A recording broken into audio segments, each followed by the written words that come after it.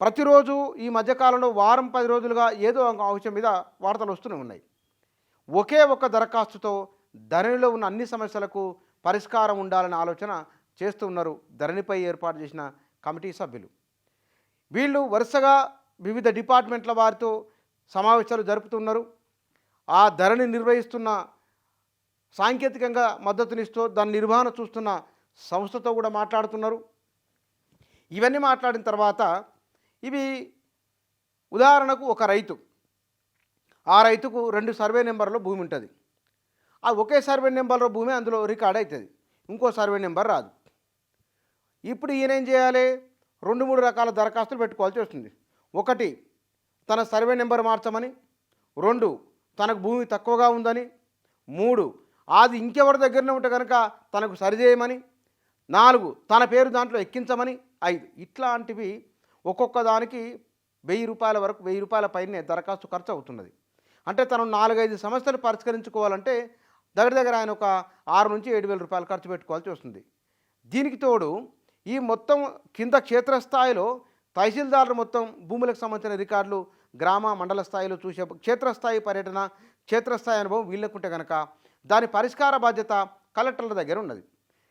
పరిష్కరించే వాళ్లకు వీళ్లకు మధ్య గ్యాప్. వెంటనే పోయి చెప్పాలంటే కలెక్టర్ ఎక్కడ ఉంటారు, ఆయన పనులలో ఆయన ఉంటారు. వీళ్ళు ఈ పని చేసుకున్న తర్వాత ఆయన దగ్గరికి వెళ్ళి చెప్పడానికి కాదు.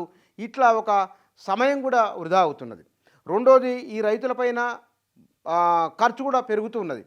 ఇవన్నీ కాకుండా ఈ మొత్తం ఈ మాడ్యూల్స్ ఏవైతున్నాయో ఈ మాడ్యూళ్ళలో ధరణి గురించి సంబంధించిన సమాచారమే, ఇన్ఫర్మేషన్ ఎక్కువ ఉన్నది తప్ప దానికి పరిష్కారం చూపించాలి, ఈ పరిష్కారం ఉంటే బాగుంటుంది అనేవి అందులో లేవు అనేది కూడా ఒకటి చాలా బలంగా వచ్చింది.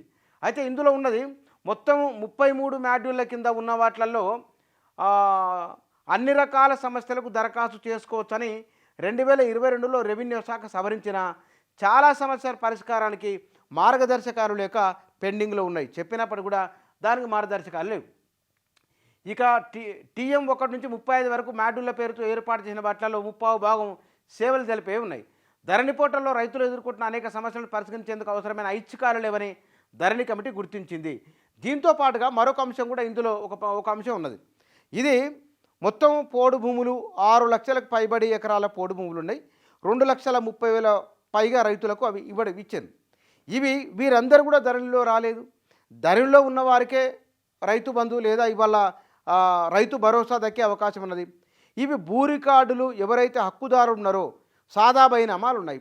సాదా బైనామాలు లక్షల సంఖ్యలో ఉన్నాయి. ఏదో తెల్ల పేపర్ మీద రాసుకున్న రోజు అయిపోయింది అది.